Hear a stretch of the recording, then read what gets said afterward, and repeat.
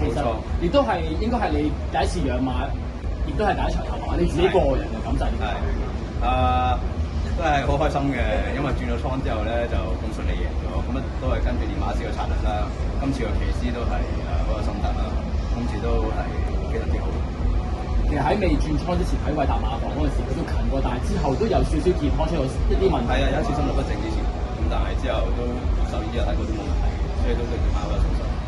其實嗰個心律不正嗰個問題對即係你自己嚟講，其實你覺得即係個問題有幾嚴重，同埋個打擊會唔會得？冇嘢，佢當日已經話冇事㗎啦。當一晚第二朝就話結果出咗一齊點睇。你自己就呢匹馬有啲咩期望？呢匹馬係咪你自己揀入嚟嘅咧？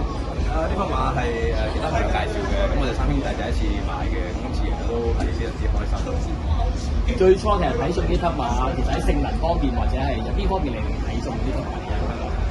都係分數啦，之前個分數都幾好。咁啊，嚟緊啦，你自己對呢匹馬有啲咩憧憬？希望繼續贏落去啦，贏完第一場就贏第二場啦。